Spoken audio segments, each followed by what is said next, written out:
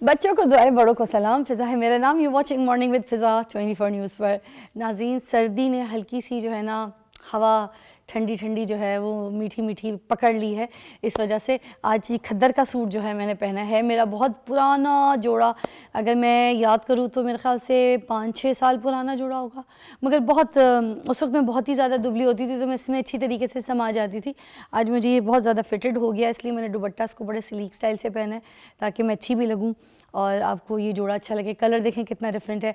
हम विंटर्स में बहुत ज़्यादा खट्टे कलर्स पहनना शुरू कर देते हैं, मतलब बहुत चीखता हुआ ऑरेंज, मैजेंटा और हल्के हरे कलर आपको बहुत देखने को मिलते हैं। इस तरह के जो कलर्स होते हैं ना वो आंखों को एकदम से सर्दी में लगते हैं।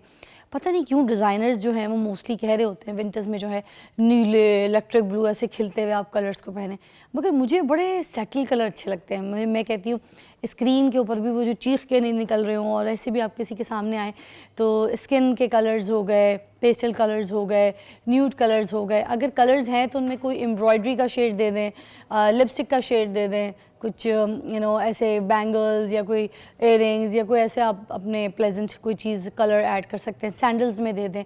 मगर मुझे लगता है सर्दियों में, विंटर्स में, क्योंकि खद्दर वैसे भी एक ऐसी मोटी चीज़ है, खद्दर हो गया और विंटर्स के जो मोटे कपड़े वाले कलर्स होते हैं, अगर आप ईस्टर्न कपड़ों की बात करें उसमें बहुत चीखते हुए रंग प्यारे नहीं लगते।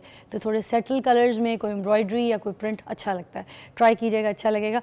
नाज़रीन, कल भी स्मोक की हालत ये थी कि कल हम पूरी दुनिया में स्मोक के मामले में सबसे ऊपर थे। परसों की जब मैं बात कर रही थी तो मैं आपको ये बता रही थी कि हम नंबर 1 पे हैं लाहौर और दिल्ली जो है नंबर 2 पे है पूरी दुनिया में। और कल की सिचुएशन ये थी कि हमने तो रिकॉर्ड ब्रेक कर दिए, इतना ज़्यादा आय हाय स्मोक था। तो यही हमारा सिलसिला चले जा रहा है, हमने अपना बड़ा ख्याल रखना है इन चीज़ों को लेके। अच्छा, ये जब तक सर्दियां हैं हमें ये इश्यूज़ आएंगे, मगर हम अपनी प्रोटेक्शन के लिए, आपको पता है कि हम मास्क का इस्तेमाल करेंगे, हम चश्मे पहनेंगे, हम ऐसे ट्रांसपेरेंट ग्लासेस पहनेंगे तो हमारी थोड़ी सी बचत रहेगी। अच्छा, हमारे पास जो लोग आते हैं वो हमें बता भी रहे होते हैं कि बच्चे जो हैं वो छुट्टियां कर रहे हैं, बच्चे पढ़ नहीं पा रहे हैं, बच्चे ऑनलाइन क्लासेस नहीं ले पा रहे हैं, बच्चे ट्यूशन्स भी नहीं कर पा रहे हैं, बच्चों को हम घर में कब तक कैद रखें। तो अब ये जो बच्चों के साथ एक्टिविटी है ना, ये आपने डिसाइड करनी है कि घर में आप कौन कौन सी ऐसी एक्टिविटीज़ कर सकते हैं जिससे आप बच्चों को एंटरटेन भी कर सकें, बच्चों के साथ टाइम भी स्पेंड करें, क्योंकि स्कूल की छुट्टियाँ बहुत ज़्यादा होनी है। ये पूरा विंटर्स हमें नहीं पता कि कितनी छुट्टियाँ किस वक्त कैसे किन हालात में होनी है, क्योंकि स्मोक की वजह से किसी भी वक्त जो है आपको पता चल सकता है कि 3 दिन की छुट्टी है, फिर 4 दिन की छुट्टी है, उसके प्रेशर के हिसाब से। एनीवे, आज हम हमारे प्रोग्राम में बड़े ज़बरदस्त टॉपिक्स को डिस्कस करेंगे, मगर उसमें सबसे पहले जो है तालीम और तरबियत पे हम बात करेंगे आज बच्चों के हिसाब से, कि जो हम स्कूल्स, कॉलेजेस और यूनिवर्सिटीज़ में बच्चों को भेजते हैं, स्पेशली यूनिवर्सिटीज़ में और कॉलेजेस में, तो वहाँ पर ये जो डिजिटल तालीम है बच्चों को जो दी जा रही होती है, इसमें जो टीचर्स वगैरह आते हैं क्लासरूम में, एक लेक्चर देते हैं, पढ़ाते हैं और अपना टाइम पीरियड और अपनी फ़ीस लेके तो साइड पे हो जाते हैं, मगर क्या डिजिटल तालीम के हिसाब से, ऑनलाइन लर्निंग के हिसाब से, ऑनलाइन क्लासेस के हिसाब से बच्चों के पास वो क्लास का जो लेक्चर इज़ दैट इनफ कि वो जब घर जाएं या फिर अपना लैपटॉप खोलें और अपने कंप्यूटर पे काम करें तो उसके बाद उनको वो सारी चीज़ें पैटर्न समझ आ रही हैं और वो उस चीज़ को फॉलो कर पा रहे हैं। क्योंकि देखिए, डिजिटल दौर की तैयारी तो हमने करनी है और ये हमारी यूनिवर्सिटीज़ और कॉलेजेस में अगर हमारे टीचर्स हमें इस तरीके से प्रिपेयर कर देंगे तो उसके बाद हमारे लिए बहुत ईजी होगा कि हम ऑनलाइन स्टडीज़ को भी फॉलो कर सकेंगे। तो हमने किस तरीके से हमारे बच्चों को प्रिपेयर करना है उस पर बात करने के लिए आज हमने जिनको दावत दी है वो है सबाहत रफ़ीक। एजुकेशनिस्ट हैं, बहुत अच्छी हैं, देखने में भी बहुत खूबसूरत हैं और बताएंगी भी बहुत अच्छे तरीके से आपको। तो I would like to welcome you. अस्सलाम वालेकुम।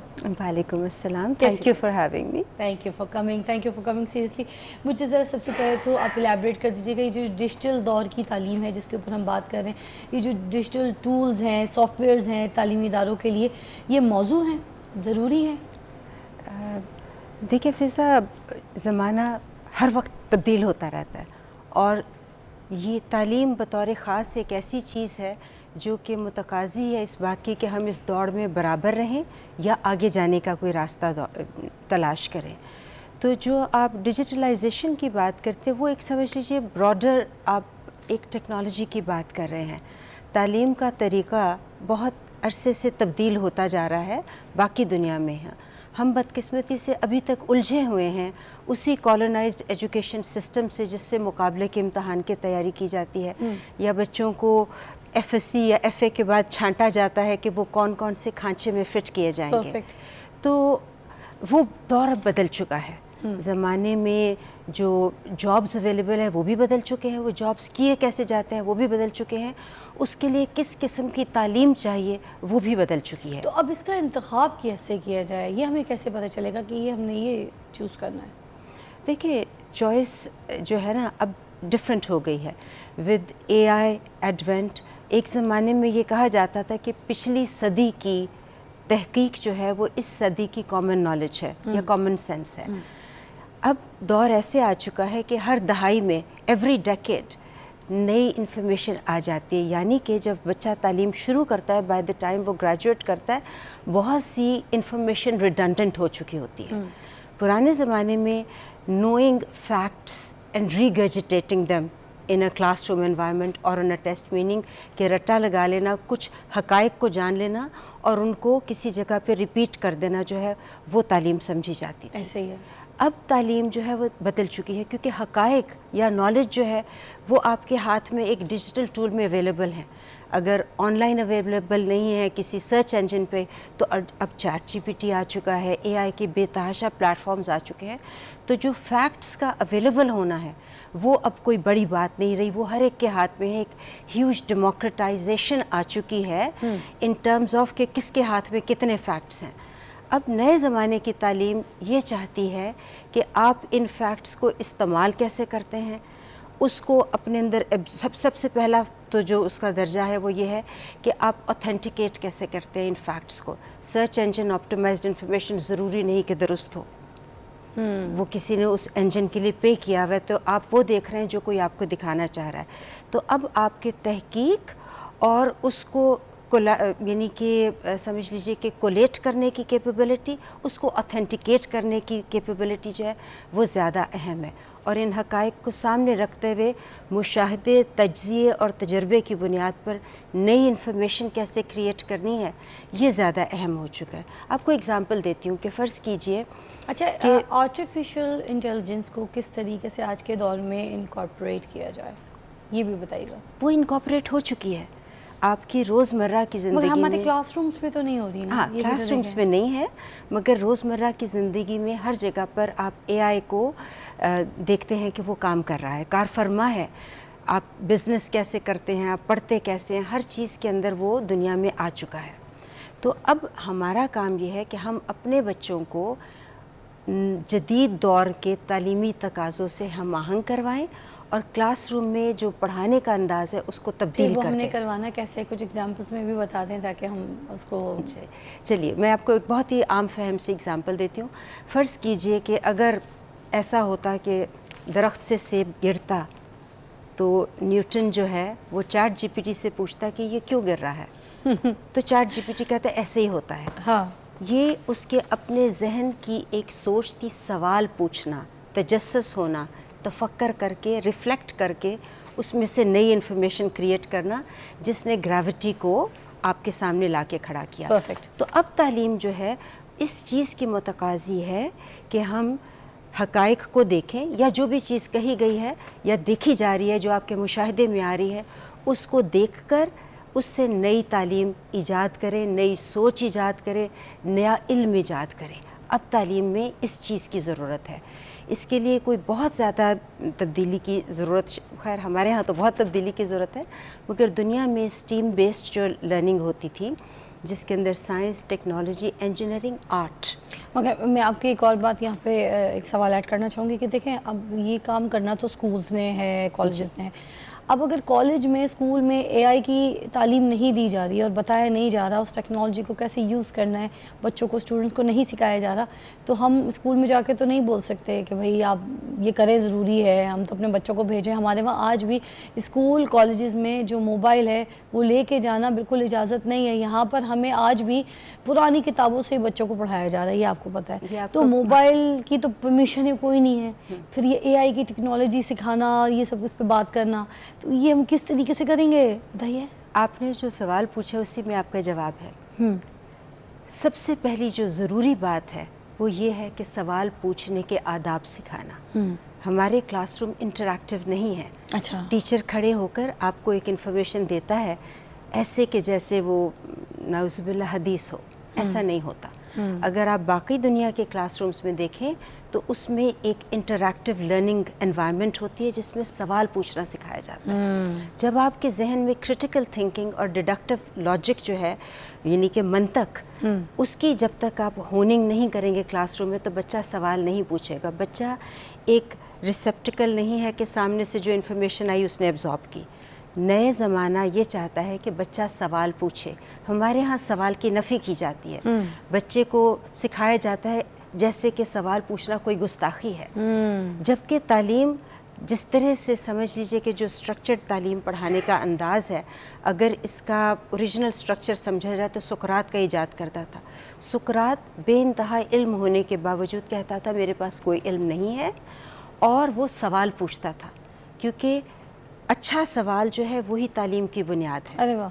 तो सबसे पहली जो तब्दीली आपको क्लासरूम में चाहिए वो ये है कि वो एक एनवायरनमेंट चेंज की जाए जिसमें सवाल पूछने को बहुत ज़्यादा इनकरेज किया जाए। और सवाल अच्छा या बुरा नहीं होता, ओवर टाइम बच्चे सीख लेते हैं, क्योंकि सवाल बराए सवाल जो है वो तो एक डिसरप्टिव एनवायरनमेंट हो जाती है। और शुरू जब होता है तो ऐसा ही होता है, पर ओवर टाइम अच्छा उस्ताद आपको सिखाता है कि सवाल कैसे किया जाता है और सवाल रेलेवेंट कैसे होता है, और फिर सवाल का जवाब देने के अंदर जो बच्चा सीखता है वो हमेशा उसके पास रहता है। मगर सवाल जी, मेरा एक यहाँ पे सवाल जो मैं ऐड कर रही थी वो ये कि अभी भी टेक्नोलॉजी को जो सिखाने की बात हम कर रहे हैं, डिजिटल तालीम देने की जो बात कर रहे हैं, ऑनलाइन लर्निंग प्लेटफॉर्म्स की जो बात कर रहे हैं, हम उसमें AI की जो बात कर रहे हैं, हम तो पुरानी किताबों से ही आगे बच्चों को जो है खींचे जा रहे हैं यार।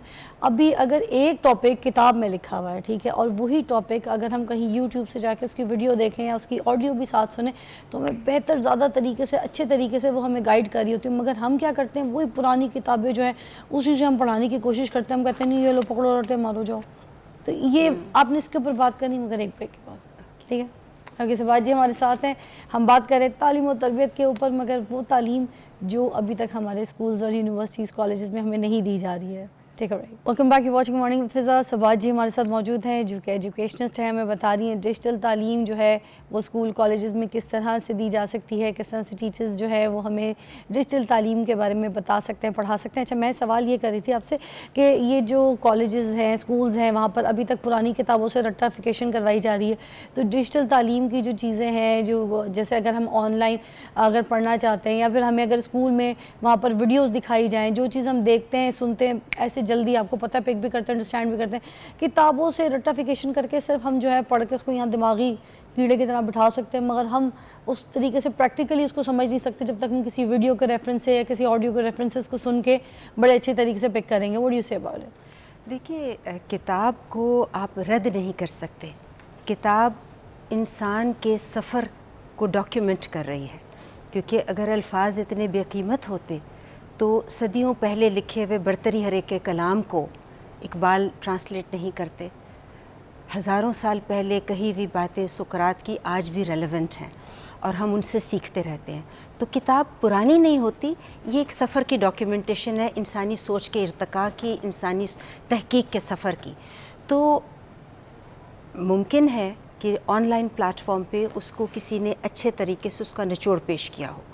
तो क्लासरूम में आप बच्चों को सबसे पहले एक एटिकेट दीजिए कि जो ऑनलाइन प्लेटफॉर्म्स हैं इनको इस्तेमाल कैसे करना है, ये बहुत ज़रूरी चीज़ है। फॉर एग्ज़ाम्पल, वेस्टर्न क्लासरूम में विकिपीडिया से कोट करना या ऑनलाइन से कोट करना नहीं माना जाता, उस पर आपके नंबर कट जाते हैं, उसको आप रेफरेंस पॉइंट, इसलिए क्योंकि ये प्लेटफॉर्म्स जैसे किताब है, जब आप किताब तहरीर करते हैं तो उसका एक पब्लिकेशन का प्रोटोकॉल होता है, ख़ास तौर पे अगर वो एकेडमिक किताब है, उसके एक एक लफ्ज़ का पब्लिशर लायबिलिटी कैरी करता है। उसमें इंटेलेक्चुअल प्रॉपर्टी को प्रोटेक्ट किया गया है कि नहीं, इस बात का वो गारंटी दे रहा है।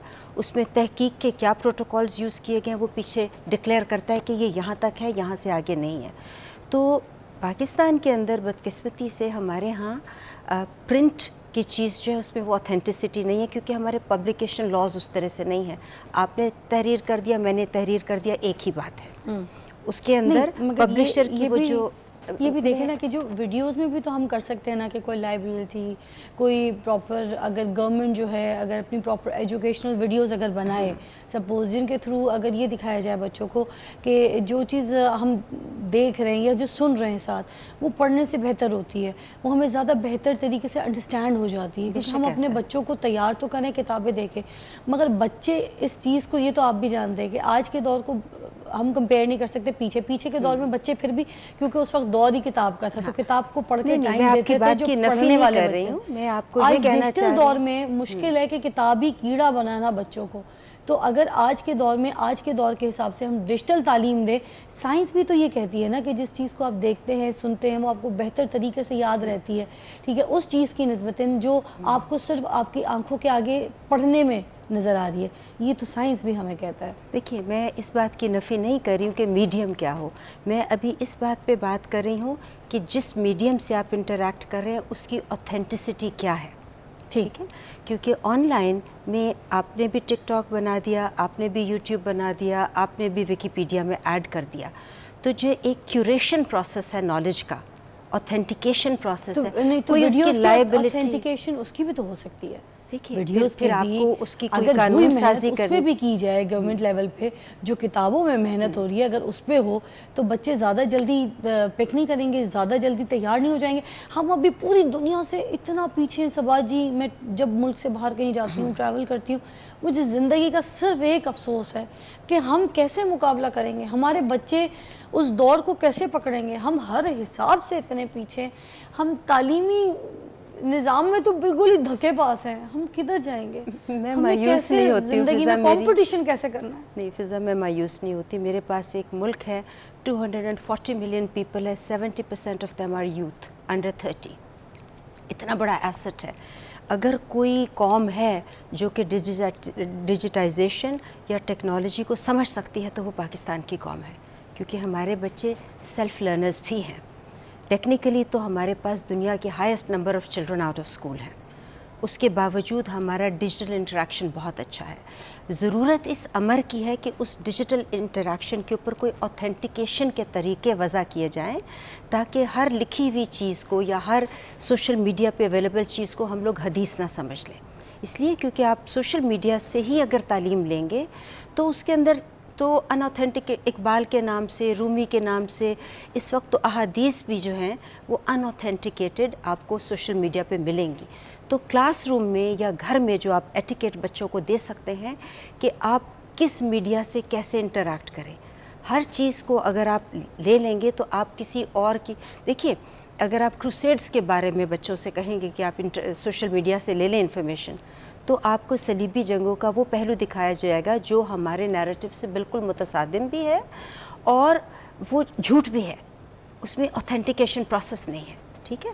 तो जो ज़रूरत इस समर की है कि क्लासरूम में जब आप डिजिटल को, टेक्नोलॉजी को मुतारिफ़ करवाएं तो बच्चे को वो असलूब भी दें कि उसको ये पता हो कि किस प्लेटफॉर्म पे जाना है, किस प्लेटफॉर्म पे नहीं जाना।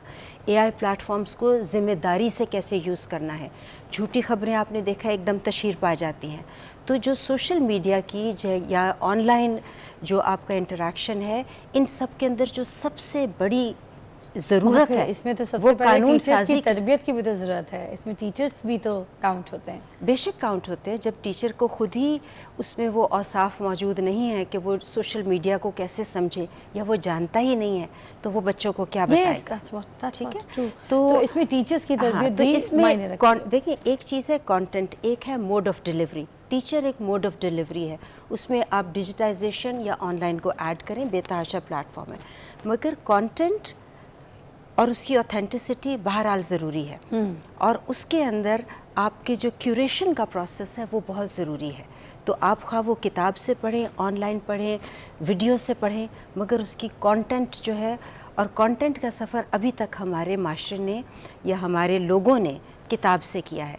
तो उन किताबों को डिजिटाइज़ करने की, आर्काइव करने की तो हुकूमती सतह पर ज़रूरत है। बिल्कुल, फिर उनकी बिल्कुल, और फिर उनकी ऑथेंटिकेशन से वो प्लेटफॉर्म्स अवेलेबल करना कि हमारे बच्चे उनको बेहतर इस्तेमाल कर सकें, ये असलूब सिखाना असातिज़ा की ज़िम्मेदारी है। तो इसको थोड़ा सा ब्रेक करना पड़ता है तालीम को। थैंक यू सो मच सबाज जी, आपकी तशरीफ़ आवरी का आपने बड़ी अच्छी रहनुमाई की, हमें गाइड करने की भी कोशिश की। और आई होप कि जिस तरीके से आज आपने हमें ये बोला है कि हम जो है टीचर्स जो है उनको भी थोड़ी सी ज़रूरत है कि उनको भी उनकी भी तरबियत हो और वो भी इस तरह से डिजिटल दौर के लिए बच्चों को तैयार कर सकें और ख़ुद भी उनके पास वो सारी नॉलेज इन्फॉर्मेशन हो, rather than the giving lectures only in the class room and then उनको वो जो AI का ज़माना है अगर वो नहीं पढ़ा रहे तो मैं तो कहती हूँ गवर्नमेंट लेवल से ये चीज़ जो है स्टार्ट होनी चाहिए ताकि हम अपने बच्चों को डिजिटल दौर के लिए ये ऑनलाइन प्लेटफॉर्म के लिए तैयार कर सकें और आगे का जो मुकाबला है पूरी दुनिया के साथ वो डिजिटल तरीके की डिजिटल और होनी चाहिए, ऐसे ही है तो फिर बिल्कुल वैसे ही ऐसा है। कंपटीशन और हेल्दी कंपटीशन होगा फिर, क्योंकि हमारे बच्चे किसी से कम नहीं है बेशक एज यू ऐसा है। सेड। और बस एक लाइन आपकी इजाज़त से उसमें ऐड करूँगी कि अगर आप ये डिजिटल डिवाइड को ब्रिज नहीं करेंगे हुकूमती सतह Okay. पे, तो जो आपका अपॉर्चुनिटी और प्रिविलेज गैप है ये बढ़ता जाएगा। देखिए आप और मैं शहर में बैठे हैं पर मेरा मुल्क तो देहात में भी है।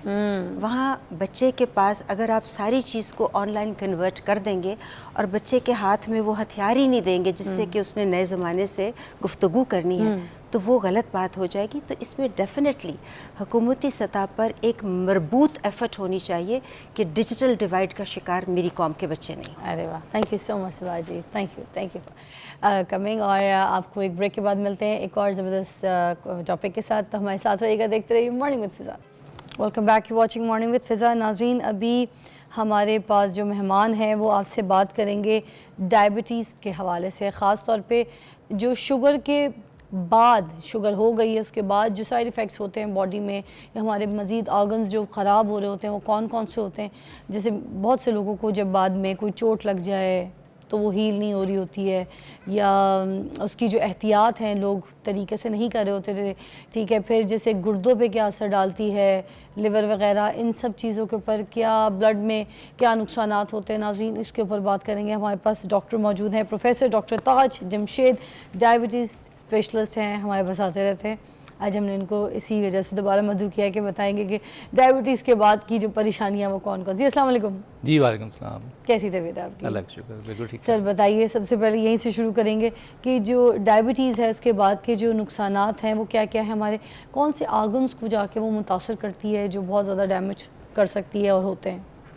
देखें, सबसे पहली बात जो सोचने वाली है और देखने वाली है वो ये है कि डायबिटीज़ एक बीमारी, सिंगल बीमारी नहीं है।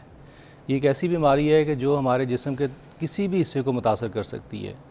और अमूमन ये देखा गया है कि शुरू में जब शुगर के मरीज़ अक्सर जो आते हैं उनकी अलामात नहीं होती और उनके अंदर शुगर चल तो रही होती है। और बेसिकली प्रॉब्लम ये होती है कि जब ये शुगर ज़्यादा रहती है तो हमारी जो खून की बारीक नालियाँ हैं जो कि मुख्तलिफ़ जिस्म के अहम हिस्सों तक जाती हैं, उनका डैमेज होने का ख़तरा होता है।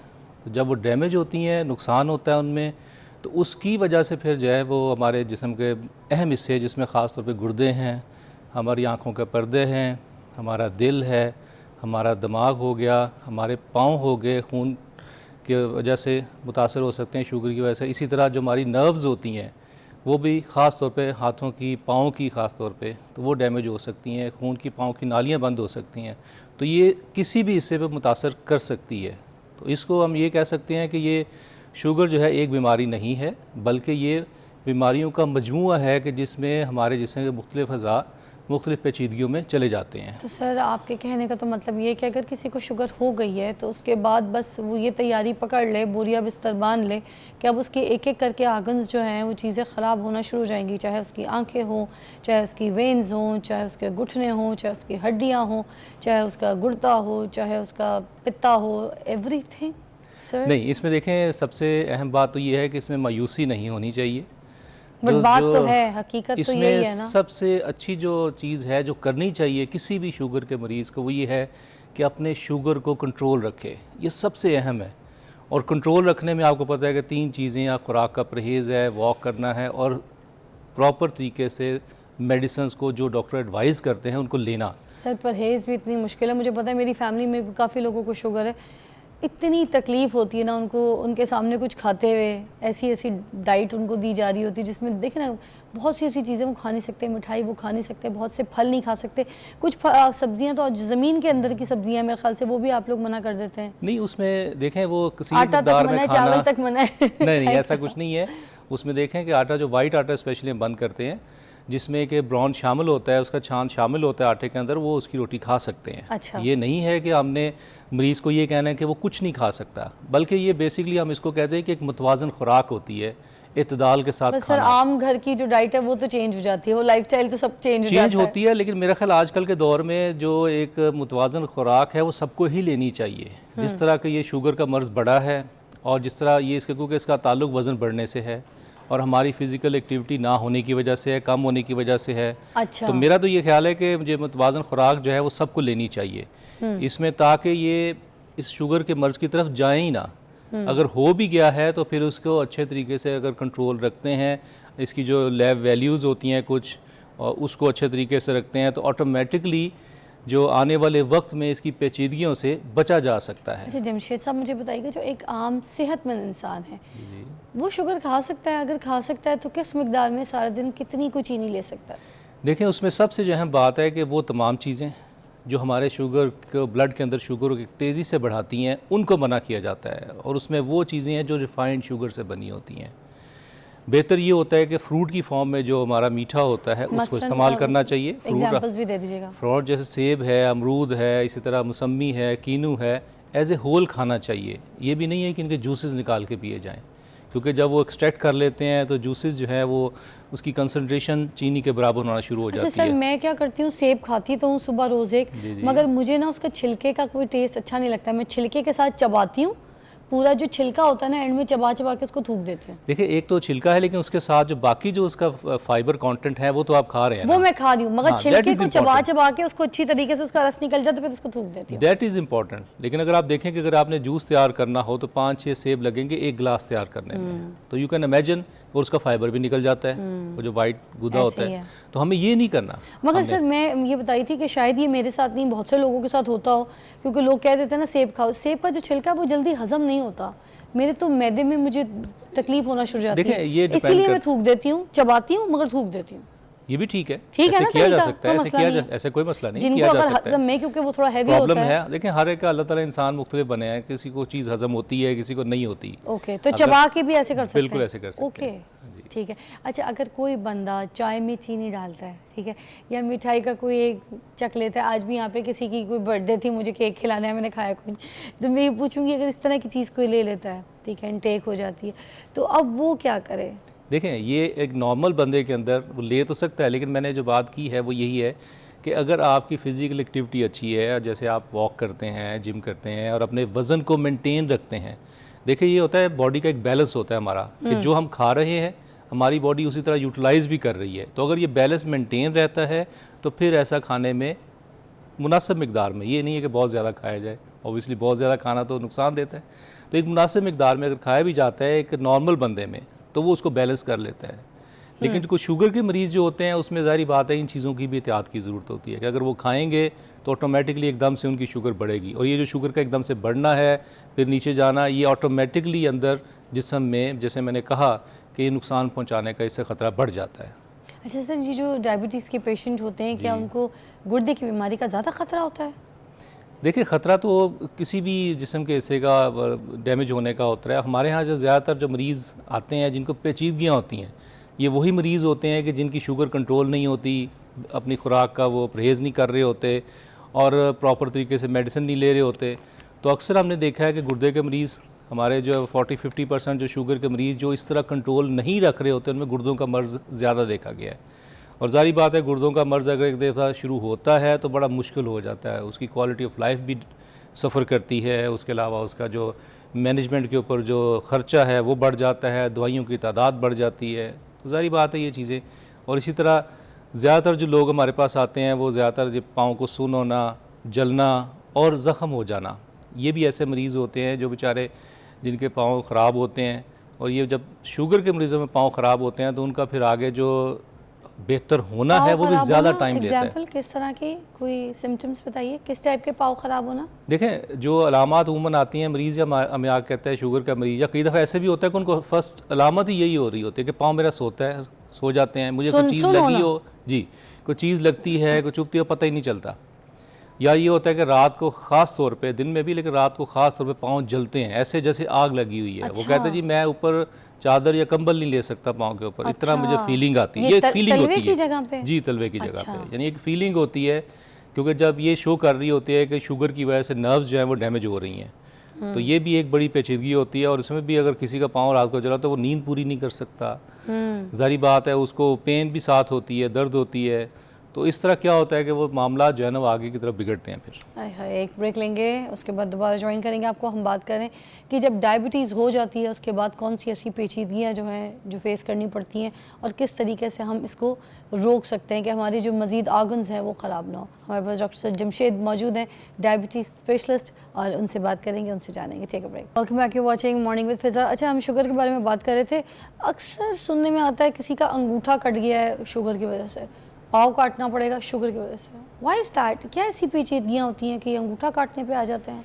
देखें, उसमें सबसे जो अहम बात है, जो शुगर के मरीज़ जिनका पाँव ख़राब होता है, जैसे आपने कहा, उसमें सबसे जो इम्पोर्टेंट चीज़ वो ये होती है कि एक तो जो खून की नालियाँ हैं, क्योंकि वो डैमेज हो चुकी होती हैं, तो ब्लड सर्कुलेट नहीं करता, तो वो हिस्सा डैमेज होके यानी डेड होना शुरू हो जाता है, काला होना शुरू हो जाता है। एक तो ये होता है।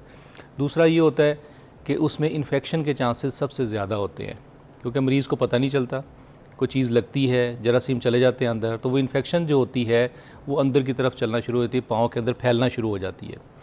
अब होता ये है कि अगर हम उसको शुरू में तो ट्रीटमेंट कोशिश यही होती है कि पाँव को बचाया जाए, और बहुत सारे मरीज़ हमारे ऐसे होते हैं कि जब उनका हम ट्रीटमेंट, उसको एंटीबायोटिक्स और उसको ऊपर से सफाई करना सारा करते हैं सर्जन की मदद से, तो वो ये होता है कि ठीक हो जाते हैं। लेकिन कुछ मरीज़ ऐसे होते हैं कि जिनकी इन्फेक्शन जो होती है वो ब्लड में जाने का ख़तरा होता है, यानी ब्लड में अगर जाएगी तो ऑटोमेटिकली ब्लड, क्योंकि जिस्म के तमाम हिस्सों को जाता है, तो किसी जगह और जगह भी जाकर डैमेज करने का ख़तरा रहता है। तो फिर ऐसी सूरत हाल के अंदर कि जब वहाँ पे जो जरासीम बन रहे हैं, वहाँ पे जो जहरीले मादे बन रहे हैं, अगर हम उसको ऊपर जिस्म में पहुँचने से ना बचा सके तो हो सकता है कि वो ज़िंदगी और मौत का मसला बन जाता है। तो ये फिर कुछ मरीज़ ऐसे होते हैं कि जिनमें हमें उनको बताना पड़ता है कि अगर हमने इस हिस्से का, जो कि इस वक्त बिल्कुल इस हालत में है कि आपकी ज़िंदगी को ख़तरा हो सकता है, तो हमें फिर वो काटना पड़ता है। तो ये होता है। लेकिन ये बहुत ज़्यादा मरीज़ नहीं होते, कम होते हैं, लेकिन ऑटोमेटिकली इसमें फ़र्स्ट स्टेप तो यही होता है कि हम उनको बचाएं, उनके पाँव को बचाएं। पाँव जिस्म का एक बड़ा अहम हिस्सा है, पेशेंट का चलना उठना बैठना सारी चीज़ें इसके साथ हैं। अगर इन्फेक्शन होता है तो बॉडी जो है हमारी वो उस इन्फेक्शन के अगेंस्ट फाइट नहीं कर पाती। अगर कोई इन्फेक्शन है तो हमारी बॉडी भी तो उसके अगेंस्ट फाइट करेगी ना, उस इन्फेक्शन के लिए। बिल्कुल करती है, और उसमें जैसे मैंने कहा कुछ बॉडी करती है, कुछ हम एंटीबायोटिक्स बड़ी स्ट्रॉन्ग भी देते हैं ताकि उस इन्फेक्शन को ठीक किया जाए। लेकिन तो होता ये के पेशेंट्स में फाइट क्यों नहीं कर पा रही डॉक्टर साहब?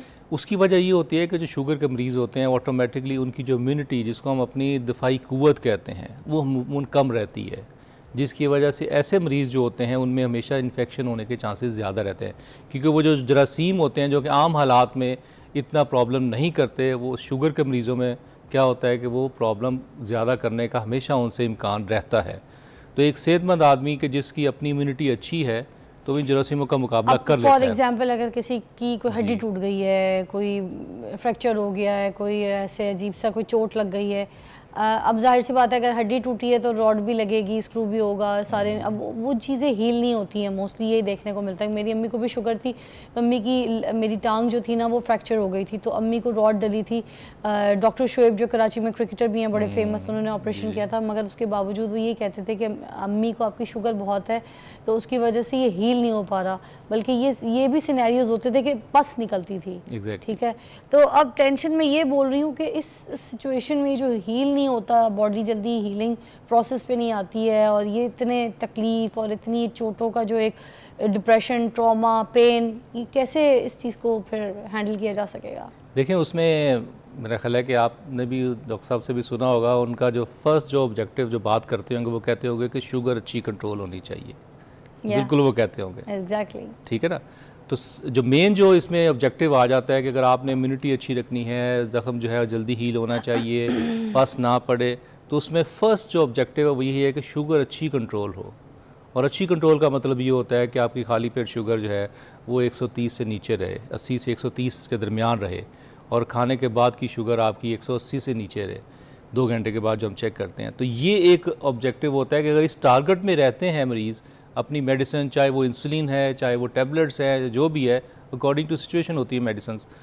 तो अगर इसमें रहते हैं तो फिर ऑटोमेटिकली ज़ख़म को हील होने में मदद मिलती है, इन्फेक्शन के चांसेस कम हो जाते हैं और मरीज़ के सेहतमंद होने के, जल्दी सेहतमंद होने के इम्कानात बढ़ जाते हैं। अच्छा, ये जो हम शोज़ कर रहे होते हैं इस तरह से, अवेयरनेस शोज़, अवेयरनेस प्रोग्राम्स जो होते हैं, मैं आपको ये भी बता दूं कि ये क्यों डिज़ाइन किए जा रहे होते हैं, क्योंकि जिन फैमिलीज़ के घरों में जब पहली मर्तबा किसी को, अम्मी को, अब्बू को, बड़े भाई या बड़ी बहन, ताया को, किसी को भी घर के एक फ़र्द को अगर शुगर हो जाती है, तो पूरी फैमिली, चाहे जितने भी लोग हों, जितने भी फ़र्द हों, उनको हैंडल नहीं करना आ रहा होता, बिल्कुल सिचुएशन समझ ही नहीं पा रहे होते हैं।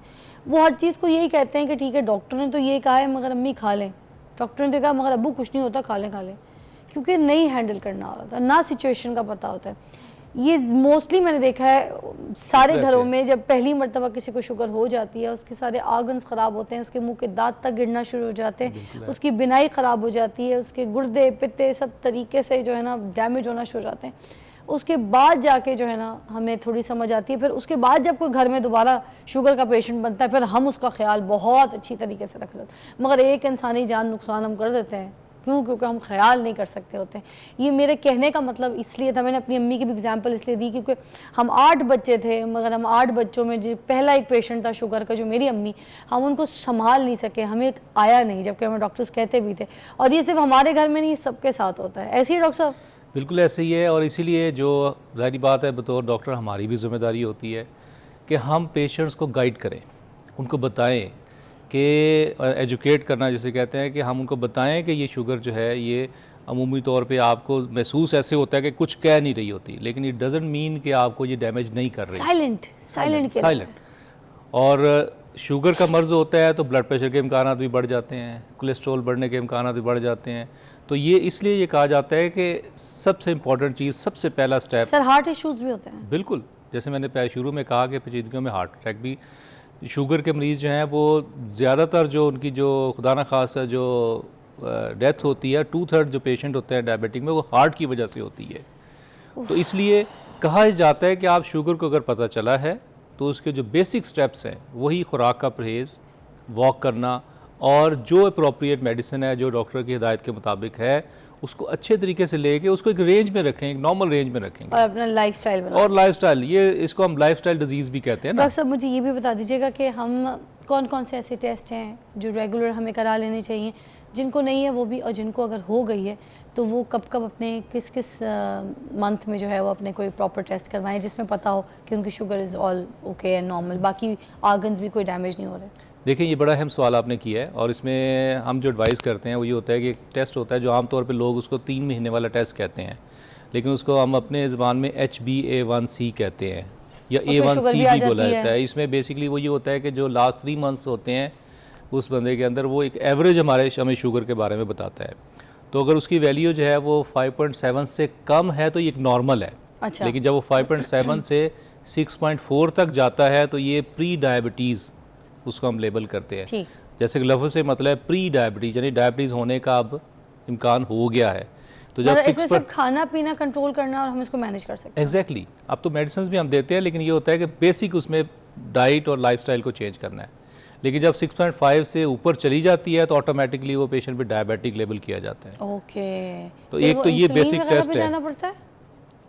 फिर insulin is not the first treatment. जो हमारे जो अक्सर मरीज़ हैं, जैसे मैंने शुरू में भी कहा कि वो टाइप 2 डायबिटिक्स हैं, 90% मरीज़ जो होते हैं टाइप 2 के। टाइप 2 के वो मरीज़ हैं कि जिनकी शुगर जो है वो कनेक्टेड होती है उनके लाइफस्टाइल के साथ, उनके वज़न के साथ, इंसुलिन रेजिस्टेंस के साथ। तो ये वो मरीज़ होते हैं कि जिनके अंदर हमें ओरल मेडिकेशंस बहुत आ गई हैं जो कि उसको अच्छे तरीके से मैनेज करती हैं, ना सिर्फ शुगर को कंट्रोल करती हैं बल्कि उसके साथ साथ जो पेचीदगियाँ होनी होती हैं शुगर की वजह से, उनसे भी बचाती हैं। तो इतनी अच्छी मेडिसिन आ गई हैं। तो एक तो ये टेस्ट है जिसको हम HbA1c या A1c कहा जाता है, बड़ा अहम है। इसके अलावा ये है कि हम लिपिड प्रोफाइल, अपना कोलेस्ट्रॉल्स, इनको चेक करना चाहिए। ट्राइग्लिसराइड्स हैं कितने मंथ बाद? ये अमूमन तो ये होता है कि जिनको पहले कोई ऐसी प्रॉब्लम नहीं है, उनके वैल्यूज़ ठीक हैं, हेल्दी हैं, तो साल में 1 दफ़ा ज़रूर करना चाहिए। अच्छा। लेकिन जिनकी फैमिली हिस्ट्री बड़ी स्ट्रॉन्ग है उनको एटलीस्ट 6 मंथ्स के बाद करना चाहिए। और जो शुगर के मरीज़ हैं वो 3 महीने के बाद हम कहते हैं कि वो इसको ज़रा देखते रहे, चेक करते रहे। Thank you professor doctor Jamshed साहब हमारे साथ मौजूद थे। उन्होंने हमें बड़ी अच्छी तरीके से गाइड किया कि अगर डायबिटीज़ हो जाती है तो अपना आगे कैसे ख्याल रखना, अपनी लाइफस्टाइल को कैसे चेंज करना, किस तरीके से। उन्होंने जो हमें बोला कि परहेज़ जो है वही इसका सबसे बेस्ट इलाज है। अगर अपनी लाइफस्टाइल में परहेज़ को शामिल कर लें तो आपके बाकी जो ऑर्गन्स डैमेज होने तो वो आप उससे बच सकते हैं। परहेज़ के अलावा इसका कोई इलाज नहीं है। ज़ाहिर सी बात है डॉक्टर्स तो मेडिकेशंस भी देते हैं नॉर्मल रखने के लिए, मगर डाइट से अच्छा इसमें कुछ नहीं है। ऐसे ही है। Thank you so much doctor साहब, बहुत बहुत शुक्रिया। We'll take a break, we'll be right back. उसके बाद नेक्स्ट हमारे टॉपिक की तरफ चलते हैं। Welcome back, you watching morning with Fiza. नाज़रीन, अभी हम बात करेंगे कंज्यूमर कोर्ट के ऊपर। हाँ, आपको तो पता भी नहीं होगा जी, हार्डली मुझे लगता है कोई 30-40% लोग हैं जिनको कंज्यूमर कोर्ट के बारे में इल्म भी है कि एक कंज्यूमर कोर्ट है जहाँ पर हम कंप्लेन दर्ज कर सकते हैं अगर कोई हमारे साथ फ्रॉड हो, अगर हम कहीं से कोई चीज़ ख़रीदें जिस तरीके की चीज़ के बारे में उसके बोला गया हो, उसके पॉइंट्स बताए हों, उसके फ़वाइद बताए हों और वो वैसी ना हो, उसकी वैसी वारंटी ना हो, वो ख़राब हो या ख़राब निकले, डैमेज निकले, हम जाके शिकायत कर सकते हैं। और जो छोटी मोटी सस्ती चीज़ें होती हैं ना, मतलब फॉर एग्ज़ाम्पल 3-4-5 हज़ार रुपये की अगर आपने ऑनलाइन कोई शूज़ ख़रीदे और वो आपके सही नहीं आए, या आपने कोई कपड़े ख़रीदे, ठीक है, ऑनलाइन आपको पता है हर जगह इतने पेजेस बन गए, हमने कपड़े ख़रीद लिए और वो सही नहीं निकले, तो फिर उसमें ये कि हम सोचते क्या कि अगर हम अदालत पे जाते हैं तो हमारे इतने पैसे ख़र्चा हो जाएंगे, वकीलों को लेंगे तो जोड़ा सिर्फ 3,000 का है तो वकील की फ़ीस जो है वो 30,000-15,000 रुपये पड़ जानी है हमें। उसके लिए ये निकाला गया है कंज्यूमर कोर्ट। नाज़रीन, जिनको नहीं पता तो आज बता दिया कि कंज्यूमर कोर्ट किस तरीके से काम करती है और उसके क्या कवानीन होते हैं। इस पे बात करने के लिए हमने आपको यहाँ पर मदऊ किया है जो कि हैं बैरिस्टर वकास अब्रेज़ खान। तो आपको वेलकम कहूँगी, बहुत बहुत शुक्रिया आपकी तशरीफ़ आवरी का। You looking nice. Thank you. वाह, बड़े डिफरेंट बैरिस्टर हैं आपने। बहुत आज वहीद मुराद टाइप की ड्रेसिंग भी की। Are you fan of Waheed Murad? Yes sure. Yeah okay, and you looking nice. Thank you ठीक है, so much. Same चलिए to जी, you. हम अपनी टॉपिक की तरफ आते हैं। ये बताइए कि ये जो कंज्यूमर कोर्ट है, ठीक है, ये कायम क्यों की गई, इसकी बुनियादी वजूहात क्या थी और इसके मकासद क्या है? देखिए, सबसे पहले तो मैं कंज्यूमर कोर्ट की इस्टेब्लिशमेंट के बारे में बात करूंगा। 2005 के अंदर ये इस्टेब्लिश की गई और ये मुख्तसर तरीन पाकिस्तान के अंदर जो कानून साजी की गई वो कंज्यूमर के हवाले से 38 सेक्शन पे मबनी ये कानून है और इसके अंदर जो है वो प्रोटेक्शन दी जाती है कंज्यूमर को। इसका प्रेम्बल जो स्टार्ट किया जाता है, जिस तरह आपने कहा कि बहुत से लोगों को इस चीज़ का शऊर या इदराक नहीं है कि कंज्यूमर के जो राइट्स हैं, इसकी तमहीद के अंदर दिबाचे के अंदर कहा गया consumer is king and consumer is always right. It means के अगर कोई भी वो शॉप पे जाता है, किसी भी सर्विस प्रोवाइडर से सर्विस लेता है, वो सर्विस अगर फॉल्टी है या वो प्रोडक्ट अगर डिफेक्टिव है, दो अल्फाज का इजहार किया गया इनके अंदर कि अगर कोई भी शख्स किसी दूसरे शख्स से कोई सर्विस एक्वायर करता है, वो सर्विस अगर जो है वो फॉल्टी है या वो प्रोडक्ट डिफेक्टिव है तो कंज्यूमर कोर्ट से वो रजू कर सकता है। अच्छा, इसके अंदर एक बड़ी इंपॉर्टेंट चीज़ जो आपने कहा कि कंज्यूमर कोर्ट की पहले ये बता दीजिए चीज़ें कि अगर कंप्लेन करनी है और ये कंज्यूमर कोर्ट की जो बात सुन रहे लोग,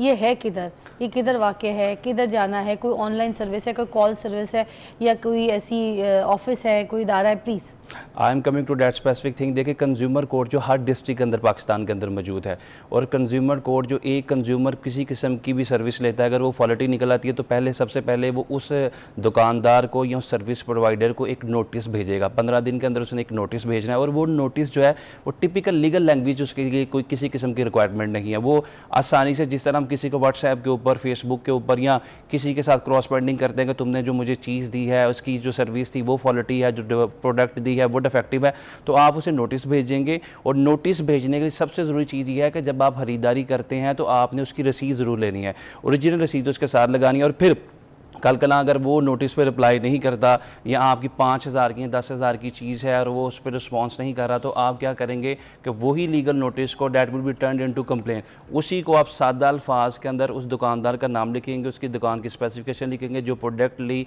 वो लिखेंगे, अपना ID कार्ड अटैच करेंगे, एफिडेविट अटैच करेंगे, last but not the least वो जो आपने लीगल नोटिस भेजा और बिल की रसीद है वो अटैच करेंगे। जब भी आप कंज्यूमर कोर्ट में जाते हैं और कोई भी सर्विस प्रोवाइडर या कोई भी शॉपकीपर जिसने आपके साथ फ्रॉड किया है, मिसरिप्रेजेंटेशन की है, चीटिंग की है, डिसीव किया आपको, तो वो सबसे पहले he would be on the last line, चूँकि वो जब आएगा तो उसको अदालत में वकील करके वकील की सर्विसेज लेके आना पड़ेगा। तो अगर इसकी लिमिट क्या होती है वकास साहब? मतलब कितनी, कोई 5,000 की अगर कोई चीज़ है तो उसके ऊपर भी कार्रवाई हो जाएगी? 1 रुपए 500 की चीज़ है अगर तो भी 1 कार्रवाई रुपए हो की जाएगी? भी चीज़ लेता है, अगर आप कंज्यूमर की डेफिनेशन में फॉल करते हैं, किसी दुकान से या किसी भी सर्विस प्रोवाइडर से कोई सर्विस लेते हैं, कोई चीज़ लेते हैं, अगर वो डिफेक्टिव निकल आती है, चाहे वो 1 रुपए की भी चीज़ है, तो उसके ऊपर भी फ़ाइन किया और कोर्ट की इसके ऊपर जजमेंट्स मौजूद हैं।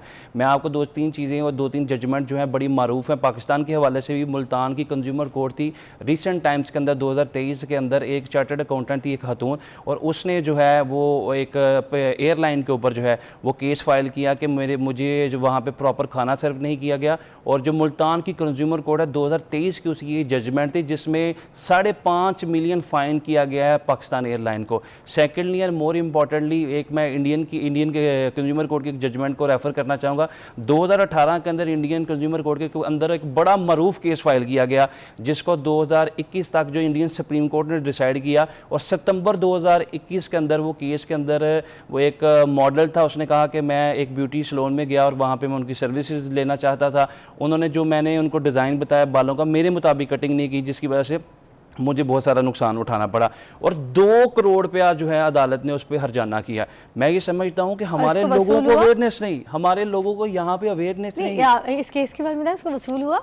बिल्कुल वसूल हुआ। अगर कोई भी जुर्माना, कोई भी सज़ा जिसे कोर्ट प्रनाउंस करती है, अवार्ड करती है, अगर उसकी एग्जीक्यूशन नहीं होती तो कोर्ट के पास इंस्ट्रूमेंट है। This is the instrument which is vest in the hands of court, के कोर्ट उस शख्स को 3 साल के लिए जेल में भेज सकती है। सर मेरे तो रोज़ सुबह शाम को बुरे अजीब बाल काट देता है, पिंगा चिंगा मुंह का मेकअप कर देता है, तो मुझे तो ये कंज्यूमर कोर्ट के पास जाना चाहिए। ये इस हवाले से भी 2020 की जजमेंट्स हैं, हमारे सियालकोट के अंदर की जजमेंट्स हैं, गुजरांवाले कोर्ट कंज्यूमर कोर्ट्स की जजमेंट है कि ब्यूटी सैलून पे खातून गई और वो दुल्हन बनी, और उसने कहा कि मेरा जो मेकअप था वो सारा ख़राब कर दिया गया और मेरा इंप्रेशन जो है उसमें बहुत ज़्यादा फ़र्क आ गया मैं जब दुल्हन बनी। तो उसने केस फाइल किया और उसके ऊपर कोर्ट ने कंपनसेशन दी। आपने ये चीज़ को कोर्ट ऑफ लॉ में in the light of evidence prove करना है कि जो आपने सर्विस दी है वो डिफेक्टिव दी है। और पाकिस्तान के जो मरूफ एक्टर्स है 3-4, मैं उनके केसेस में खुद इन पर्सन पेश होता रहा हूँ। हमायूं भाई का केस था, उनके मिसेस का केस था, उनमें बतौर वकील पेश होता रहा। तो उसमें जी उनका केस था इस्लामाबाद में किसी निजी होटल के अंदर उन्होंने जो है वो सकूनत तैयार की, तो वो बाहर आ रही थी उनकी मिसेस के साथ, तो वहाँ पे वो जो है वो फ्लोर के ऊपर जो है पानी पड़ा था, जिसकी वजह से वो स्लिप हो गई। तो अल्टीमेटली उनकी जो सर्विस थी वो डिफेक्टिव थी और उनकी हथून को फ्रैक्चर भी हुआ, जो हमारी भाभी हैं समीना, तो उनकी वजह से फिर और अदालत ने फिर उस पर कंपनसेशन दी। अदालत ने कंपनसेशन दी और निजी होटल ने फिर उस पर माफ़ी भी मांगी। तो मैं ये समझता हूँ कि आप ऐसी कोई भी सर्विस दें जो डिफेक्टिव है, आप ऐसी कोई भी प्रोडक्ट भेजें जो डिफेक्टिव है या फॉल्टी है, तो कंज्यूमर का ये राइट है। और आपके प्रोग्राम के तवज्जो से मैं ज़रूर बताना चाहूँगा कि लोगों को मुझे ये बात आपने बतानी पड़ेगी, हुमायूं सईद ने तो आपको अपना लॉयर रखा था, आपने कितनी फीस ली थी उनसे? मैं टू बी वेरी ऑनेस्ट, वो मेरे दोस्त हैं, मेरे भाई हैं, और मैंने फ्री ऑफ कास्ट उनको केस किया था। तो मैं ये समझता हूँ कि इंडस्ट्रीज़ में जितने भी हमारे एंकर्स हैं, एक्टर्स हैं, जो दोस्त अहबाब हैं, हमने कभी उनसे नहीं चार्ज किया, चूँकि ये हमारे कोलीग्स हैं। और जब भी जो है इनको किसी भी कंज्यूमर कोर्ट के हवाले से, साइबर के हवाले से किसी किस्म की परेशानी या दिक्कत का सामना करना पड़ता है, तो हमारी सर्विसेज हमेशा मेरे बहुत पैसे अटके हुए हैं, अगर मुझे मिल जाए तो मैं मेरे ख्याल से बहुत ही अमीर औरत हो जाऊँ। इसके लिए बड़ी इंपॉर्टेंट चीज़ ये है कि अगर आपका केस पुराना है, आपको 30 डेज़ के अंदर अपना जो भी काज ऑफ एक्शन राइज हुआ है, जो भी आपने सर्विस ली, अगर वो डिफेक्टिव है या फॉल्टी है, तो 30 डेज़ के अंदर you have to approach to the consumer court. अगर 30 डेज़ के बाद आप जाएंगे तो 2023 की जजमेंट है, SCMR मंसूर अली शाह साहब ने जजमेंट दी थी कि 30 डेज के अंदर ये कंज्यूमर को कोर्ट ऑफ लॉ में अप्रोच करना पड़ेगा। ये सुन लें कि 30 दिन के अंदर अंदर कंज्यूमर कोर्ट पे अगर आप शिकायत दर्ज कराते हैं, केस करते हैं, तो फिर अच्छा मुझे बताएं, क्या अगर आम बंदा ऐसे कंज्यूमर कोर्ट पे अपनी कंप्लेन लेके जाता है अपने इसके लिए, इंसाफ के लिए, तो क्या उसको लॉयर की ज़रूरत है? उसे बिल्कुल वकील की ज़रूरत नहीं है। क्या करेगा ये सबसे पहले वो मैंने जिस तरह शुरू में ही आपकी चीज़ गोशगुजार की कि उसे सबसे पहले जो है जिस तरह एक आप प्लेन पेपर लेके उसके ऊपर अपना को मुद्दा लिखते हैं, केस लिखते हैं, बात लिखते हैं, उसमें आपने सिंपली उस दुकानदार का एड्रेस लिखना है, उसको मुहातिब करना है। नोटिस, हाँ नोटिस, उसे बोलते हैं legal notice in the language of law.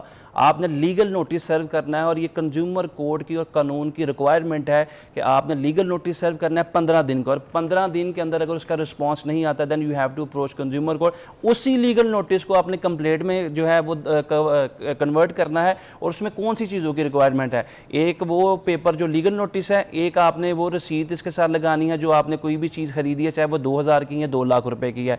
Last but not the least आपने अपना ID कार्ड और एफिडेविट साथ लगा कर कोर्ट ऑफ लॉ में जाना है और कोर्ट को ये बताना है कि मैं कंज्यूमर हूँ, मैंने ये सर्विस ली, मैंने चीज़ ली। और एक बड़ी इंपॉर्टेंट चीज़ और भी है इसमें फ़िज़ा, हम देखते हैं कि अक्सर दुकानदार ये कहते हैं कि हमारे यहाँ रिटर्न पॉलिसी नहीं है। हमारा कंज्यूमर का जो लॉ है सेक्शन 18, 19 और 20 जो है इस चीज़ पे ऊपर एक दुकानदार के ऊपर या किसी भी सर्विस प्रोवाइडर पे ऑब्लिगेटरी और मैंडेटरी पोजीशन इंपोज करते हैं कि आपने अपनी प्राइसेस अवेजा करनी है। और सेकेंडली एंड मोर इंपॉर्टेंटली कि जो भी कस्टमर जो भी चीज़ लेता है अगर वो डिफेक्टिव है, अगर वो फॉल्टी है तो आपने रिटर्न करनी ही करनी है। अगर आप ये कहते हैं कि मैं रिटर्न नहीं करूँगा तो सेक्शन 22 में रेमेडी भी दी दुकानों गई। में तो पहले लिखा हुआ होता है कि यहाँ पर आप पैसे वापस नहीं ले सकते, या अगर आपने वापस करना भी है तो कोई चीज़ वहाँ से ले लें। डिप्टी कमिश्नर को सेक्शन 22 के तहत इसी कंज्यूमर लॉ के तहत आप एप्लीकेशन फाइल करेंगे कि फ़लाँ दुकानदार जो है वो रिफंड पॉलिसी नहीं रखता और उसने इस तरह की शराइत लगाई हैं which is going to be in the violation of consumer law, और उसके अगेंस्ट एक्शन लिया जाएगा। लेकिन वो फिर वही बात आ गई कि हमें अपने राइट्स का इदराक नहीं, शऊर नहीं, जानकारी नहीं, और हमें अवेयरनेस ही नहीं कि हमारे पाकिस्तान के अंदर कौन कौन से राइट्स हैं। इस वजह से लोग हमारे राइट्स को कुचलते हैं, डिस्पर्ज करते हैं, डैमेज करते हैं, डिस्टॉर्ट करते हैं, और हमारे पास काफ़ी अफसोस मलने के अलावा कुछ नहीं है। इसलिए आपके प्रोग्राम से तवज्जो ज़रूर बताऊंगा कि जब भी लगे कि ये सर्विस फॉल्टी है, ये चीज़ फॉल्टी है, डिफेक्टिव है, तो 30 दिन के अंदर आपने कंज्यूमर कोर्ट को अप्रोच करना है। सबसे पहले लीगल नोटिस देना है और लीगल नोटिस के अगले 15 दिन के अंदर आप कंज्यूमर कोर्ट को अप्रोच करें। मैंने ये चीज़ आपके गोशगुजार की कि कंज्यूमर के कानून के प्रेम्बल के अंदर, दिबाचे के अंदर जो तमहीद है उसमें ये लिखा है consumer is king and consumer is always right, कि हमारा जो कानून है वो तहफ़्फ़ुज़ किसको देता है, वो कंज्यूमर को तहफ़्फ़ुज़ देता है। तो कंज्यूमर को तहफ़्फ़ुज़ तब देगा जब कंज्यूमर कोर्ट में आप जाकर उससे रजू करेंगे। और सियालकोट की कंज्यूमर कोर्ट की मैं आपको मज़े की बात बताऊँ, वहाँ पर जो ज़ेर इल्तवा केसेस 50 से कम है, और लाहौर की जो कंज्यूमर कोर्ट है शायद यहाँ पे भी कुछ दर्जनों केसेस हों। लोगों को अवेयरनेस नहीं, और लोग शायद इसलिए डरते हैं कि अगर मेरी 10,000 की चीज़ है, 20,000 की इलेक्ट्रॉनिक्स की चीज़ है, अगर मैं जाके कोर्ट में कंप्लेन करूँ तो मुझे 1 लाख रुपए का वकील करना पड़े। और दूसरी चीज़ ये कि हमारा बहुत ज़्यादा वक्त का ज़या हो, 6 महीने का टाइम इसके अंदर रख दिया गया है। कंज्यूमर लॉ के अंदर कोर्ट बाउंड है कि 6 महीने के अंदर इसका असेंबली ट्रायल करे और कंज्यूमर को रिलीफ दे। हमारी अपनी सिटी के अंदर, पूरे पंजाब के अंदर जो लोग गाड़ियों की डिलीवरी लेट करते हैं, हमने गुज़िश्ता 2 सालों के अंदर ये भी देखा कि पाकिस्तान के अंदर बहुत सारी गाड़ीज़, वो कंपनीज़ ने बहुत सारी डिफरेंट किस्म की गाड़ियों को इंट्रोड्यूस किया। यहाँ पे एक सबसे बड़ी प्रॉब्लम ये थी कि 3 महीने की कमिटमेंट की और 6-6 महीने बाद गाड़ियाँ दी। उनके ऊपर कोर्ट्स की बाकायदा तौर पे जजमेंट्स हैं, कंज्यूमर कोर्ट की और हाई कोर्ट्स की, और लोगों को, टू बी वेरी ऑनेस्ट, मैं भी एक केस में वकील था, 1 करोड़ रुपये तक का जुर्माना किया गया कि आपने एक शख्स को 3 महीने में डिलीवरी करनी थी, उसके घर में शादी का प्रोग्राम था, आपने 6 महीने बाद डिलीवरी की, जबकि उस वक्त उसका गाड़ी लेने का मकसद ही फौत हो चुका था। Welcome back, watching morning with Fiza. Consumer court के हवाले से हम बात कर रहे हैं। मुझे बताइएगा, अब केस अगर दायर हो गया है तो जो अब जिसने शिकायत दर्ज की है तो उसको कब तक रिजल्ट, फैसला, इंसाफ मिल जाएगा? क्या ये बहुत तवील अरसे तक चलता है या फिर बहुत जल्दी कुछ डेज हैं जिसके अंदर ही रिजल्ट उनके सामने आ ये जाता है? कंज्यूमर कोर्ट की और कंज्यूमर के कानून की सबसे जो खूबसूरत बात ये है कि इसके अंदर समरी प्रोसीजर दिया गया है। समरी प्रोसीजर मीन फ्रोशियसली, फास्टली और स्पीडीली सारी चीज़ें कर दी गई हैं, और इसके अंदर जो टाइम स्पैन दिया गया है वो 6 महीने का है। 6 महीने का either bye tooth and nail court ने ये डिसाइड करना है कि इस केस के अंदर से क्या इसका समर निकलेगा या क्या नतीजा निकलेगा।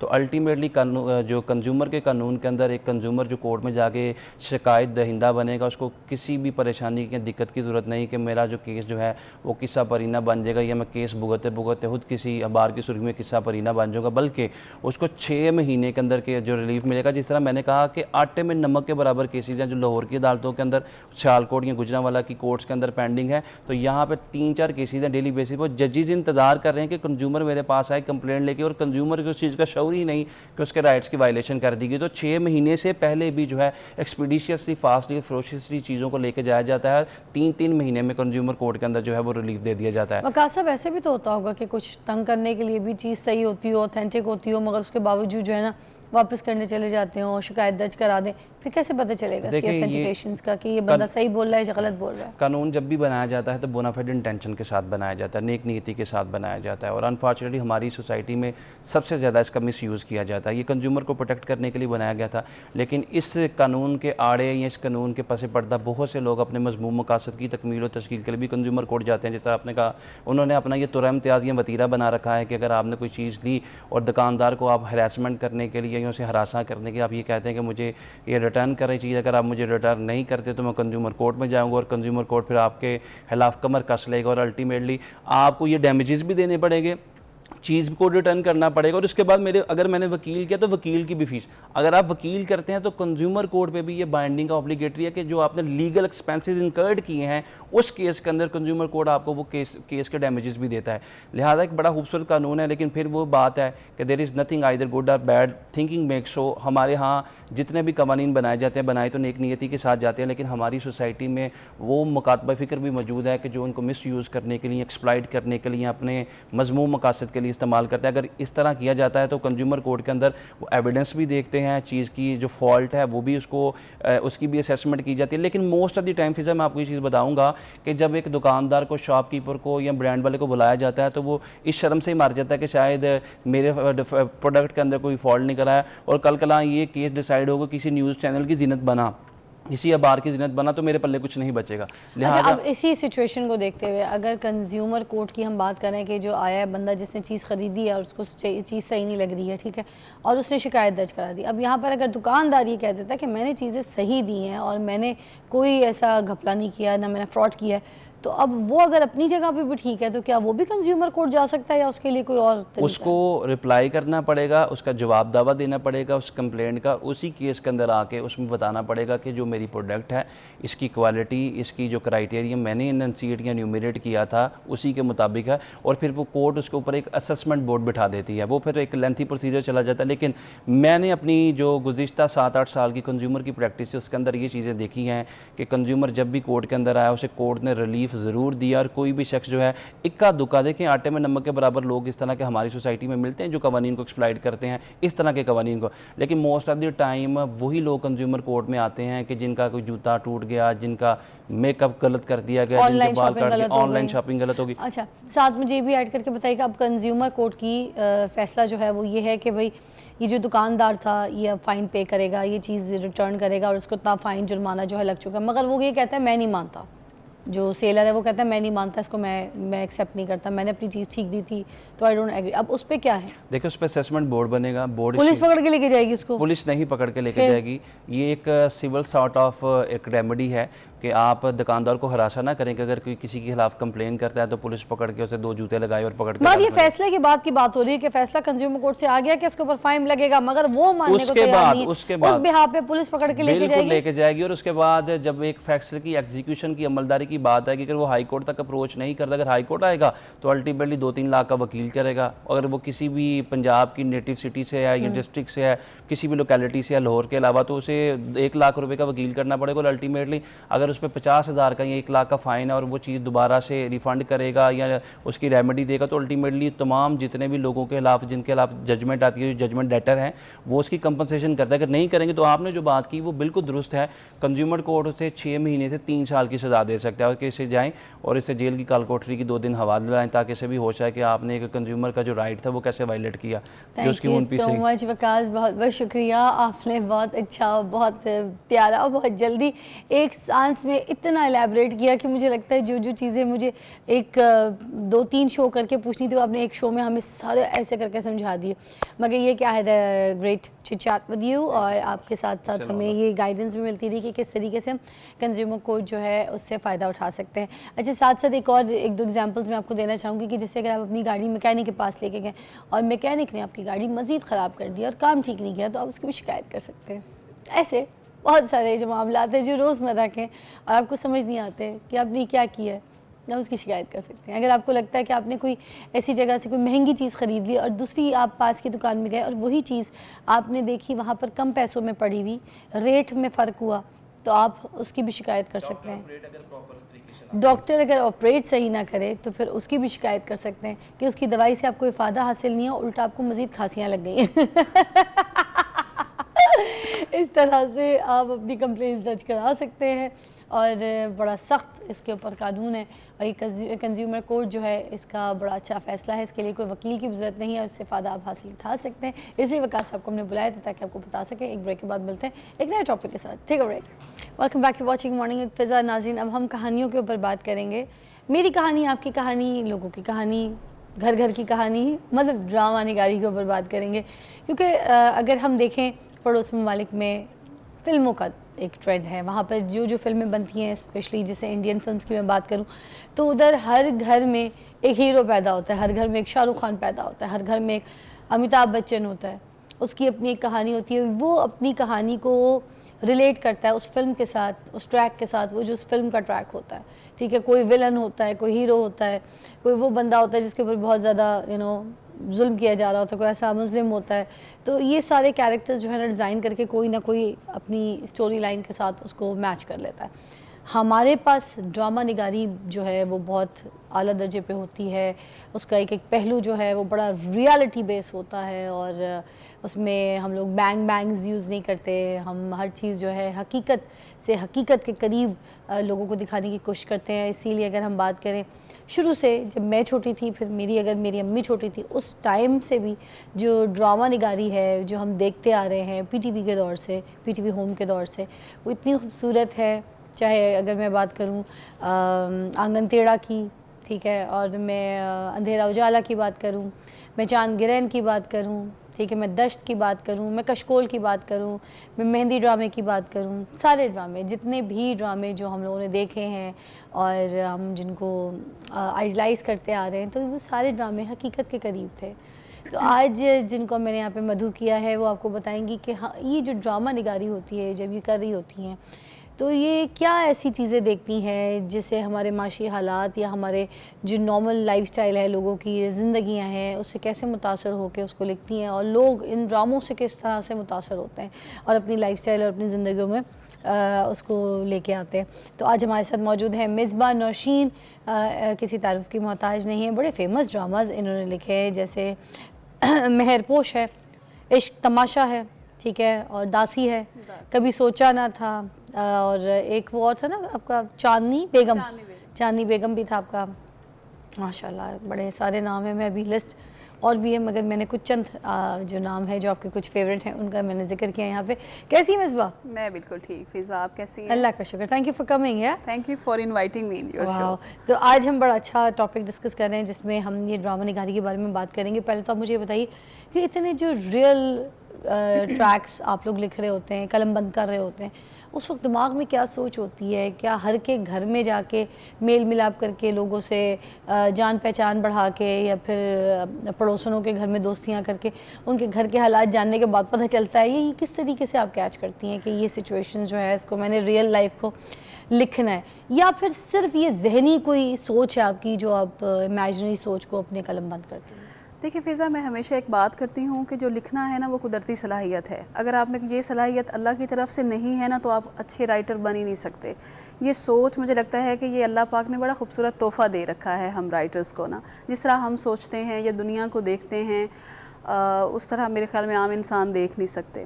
और ये देखने के लिए कि मतलब दुनिया में क्या हो रहा है या मुआशरा किस तरफ जा रहा है, हमें किसी के घर झांकने की ज़रूरत नहीं है। हमें बहुत सारी चीज़ें वो भी नज़र आ रही होती हैं जो मुझे लगता है आम इंसान नहीं देख रहा होता। मगर ये सोशल मीडिया का दौर तो अब आया है, इससे पहले तो ऐसे कुछ नहीं था, बस कुछ टाइम पहले ये इसने बूम पकड़ा है। तो हम ये किस तरह से कह सकते हैं कि हमको ये चीज़ें दिख जाती हैं, माशी हालात दिख जाते हैं? पहले तो नहीं दिखते थे। लेकिन पहले मगर ड्रामा तो पहले से अच्छा लिखा जा रहा है। ड्रामा पहले से अच्छा लिखा जा रहा है, लेकिन टीवी, अखबारात और ये सारी चीज़ें पहले से थी।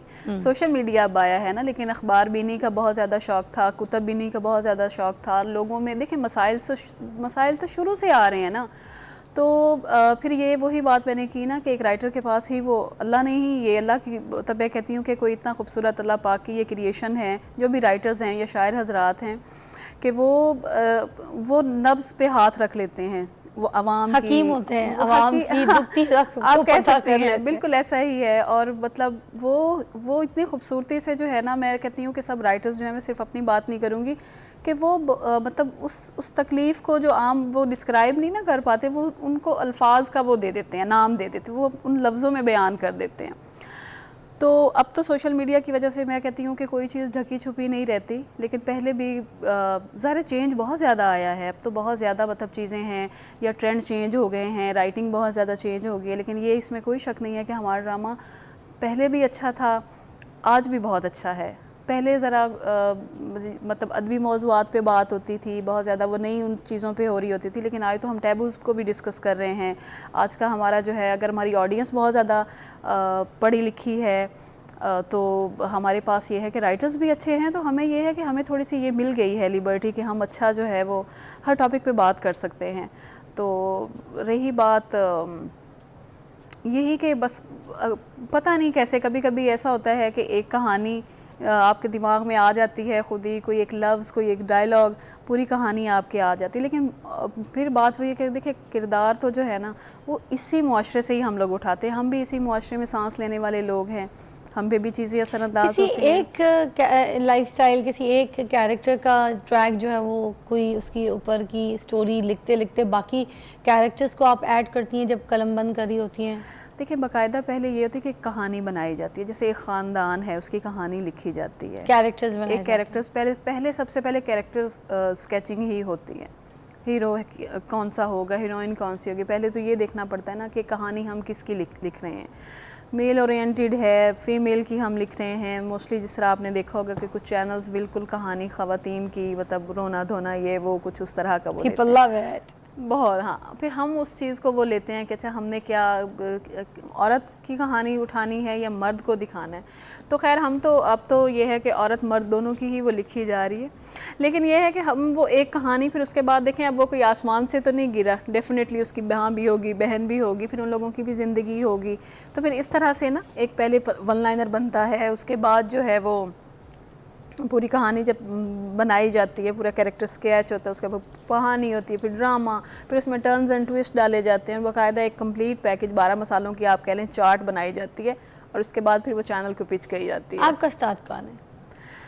उस्ताद मैं देखें, मैंने सबसे पहले तो नावल राइटिंग शुरू की थी, उसके बाद मैंने 2015-16 में मुझे मौका मिला था, तो मैंने जियो में वहाँ मुझे मौका मिला था अपनी स्क्रिप्ट के लिए। तो वहाँ मेरे एक वो थे, बाबर जावेद के ज़माने की मैं बात कर रही हूँ, वो उस पर तो सैयद आतिफ़ अली थे, किफ़ायतुद्दीन सैयद आतिफ़ अली साहब थे, वो एक फ़िल्म डायरेक्टर भी हैं, और उनसे फिर मुझे सीखने का मौका मिला था। उसके बाद एक सीरियल मैंने उनके साथ किया था। उसके बाद फिर आपको पता है हमारे यहाँ कोई ऐसा स्क्रिप्ट या फ़िल्म या इस तरह का सिखाने के लिए कोई इदारा तो है नहीं, तो हम तो वही बात है ना कि समंदर में उतरते हैं तो ख़ुद ही तैरना सीख जाते हैं, हमारा तो वो वाला हिसाब है। फिर उसके बाद जैसे जैसे और चैनल्स पे काम किया, फिर सायरा ग़ुलाम नबी हमारी बहुत एक बड़ा नाम है हमारी मतलब स्क्रिप्ट राइटिंग में, अगर दिखाया जाए कंटेंट डिपार्टमेंट का बहुत सीनियर हैं वो, तो उन्होंने मुझे लिखना सिखाया।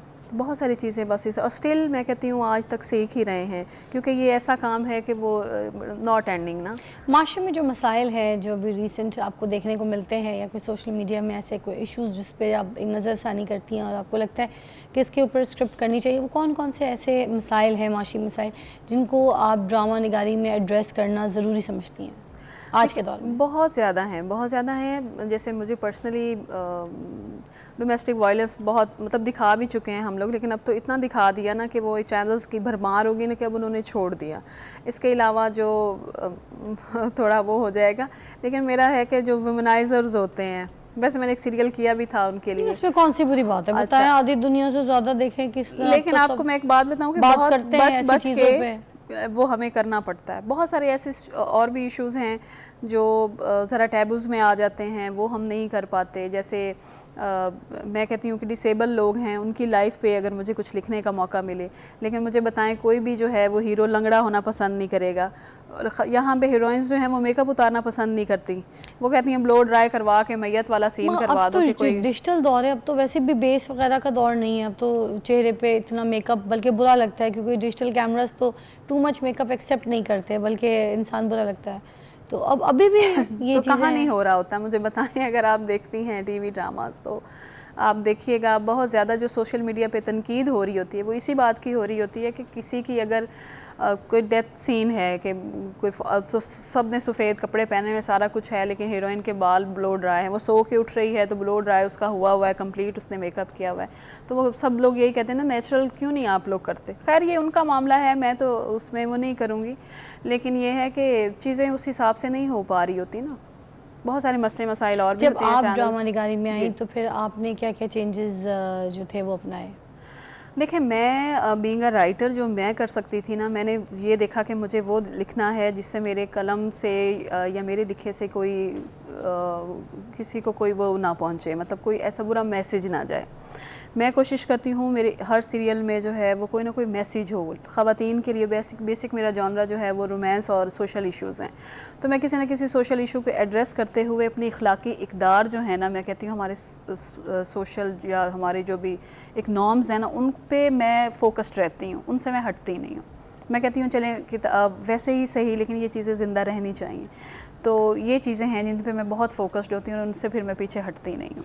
अच्छा, अब वैसे मेकअप की बात कर रही थी अभी, जो हानिया का फ़हाद मुस्तफ़ा का भी जो ड्रामा है उसमें हानिया ने विदाउट मेकअप भी काम किया है, बल्कि एंड के कुछ मैंने तो देखा जो 2 एपिसोड हैं जहाँ पर बड़ा रोध हो रही है वो, उसमें तो बिल्कुल भी मेकअप नहीं है उसकी, देखिए, बिल्कुल बहुत स्किन कम। इज एवरीथिंग, हर pores everything is showing so much, सिर्फ उसकी performance is there. Even Fahad as well, messy बाल बम फटे हो रहा है तो मुंह पोंछ रहा है, सब तो कुछ ये अच्छा लगा ना कि उन्होंने तो किया ऐसे है। तो मतलब तो आप अब देखें ना, काम हिना हो दिल रहा है। वजीर, ऐसे बड़े बड़े नाम है, काम दुष्यंत हो रहा है, सारी, जी। मैंने काफ़ी ऐसे काम देखे हैं। मैंने उर्वा को देखा है विदाउट मेकअप, वो तो शादी पे उसने अपना मेकअप नहीं किया, टेंट से मेकअप करके निकल गई।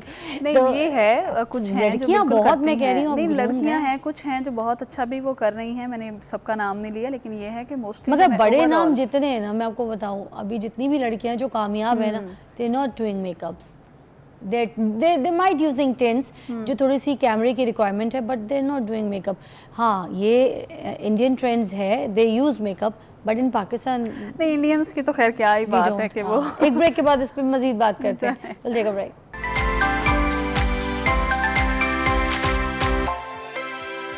Welcome back, you watching morning with Fiza. अच्छा जी नाज़रीन, आगे चलते हैं। अब ये बताइएगा कि अब जो ट्रेंड आ गया है ड्रामा निगारी में, वो क्या ट्रेंड है, क्या देखना पसंद करती है आवाम, क्या चीज़ है ऐसी जो उनको बहुत अट्रैक्ट करती है स्टोरी में, कहानी में, कैरेक्टर्स में, परफॉर्मेंस में, और क्या स्टोरी लाइन क्या देखती है, कंटेंट क्या देखना चाहती है? रोमांस।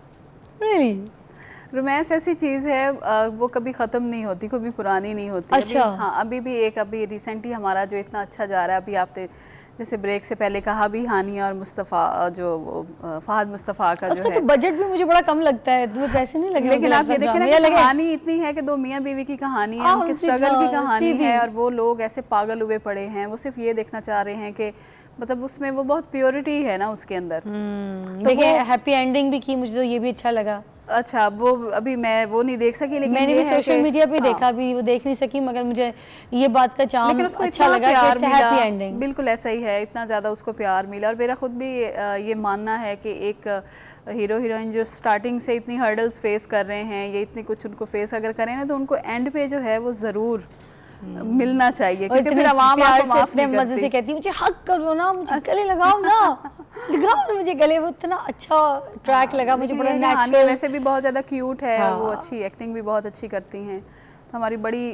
कम जो है वो अच्छा, actresses हैं। क्यूट होने के साथ साथ मुझे लगता है परफॉर्मर का सीन में इन्वॉल्व होना वेरी बहुत important, good. Character She is a के very अंदर good घुसना performer. Is very important. अच्छा, मैंने क्योंकि फ़हाद मुस्तफ़ा के साथ बहुत काम किया है, मैंने एक सीरियल भी उसके साथ की हुई है, अच्छा। शीशे का महल, वही जियो में सलीम देसवाली के टाइम पे डायरेक्टर थे उस वक्त। तो उस वक्त ये बिल्कुल नया नया आया था, मैं भी नई आई थी, हमारा शायद ये सेकंड, मेरा मेहंदी के बाद सेकंड प्ले था। इतना अच्छा परफॉर्मर था वो, उस वक्त भी इसी तरह परफॉर्म करता था, और मैं ये कहती थी कि हमारी इंडस्ट्री का सबसे बेस्ट एक्टर है फ़हाद उसमें मुस्तफ़ा। कोई शक भी नहीं और है, अभी तक मैं ये सोच रही होती थी कि गेम शो में पॉपुलर है, बाकी चीज़ों में पॉपुलर है, मगर फ़हाद मुस्तफ़ा को एज एन एक्टर वो चार्म, वो चीज़ें, वो ग्राफ नहीं मिला जो लोगों के सामने उसकी अपीयरेंस का आना चाहिए था। लेकिन वो He फिर was- ये और है, आपको हाँ। पता है, मैं क्योंकि मेहंदी ड्रामा करके आई थी तो मेरा स्क्रीन टेस्ट नहीं था, और फ़हाद का स्क्रीन टेस्ट था, तो मुझे कहा गया था कि आपका स्क्रीन टेस्ट होगा। ये स्क्रीन टेस्ट दे रहे थे फ़हाद, और मुझे कहा था कि मेरे साथ इसका स्क्रीन टेस्ट होगा। तो मैं ये कह रही थी कि मेरा स्क्रीन टेस्ट क्यों नहीं होगा, मैंने भी उनके साथ डायलॉग बोलने हैं, मुझे आप स्क्रिप्ट दें। अच्छा। तो कहते नहीं नहीं, आप सिलेक्टेड, आपका तो ड्रामा ऑन ईयर है, उनका करना है।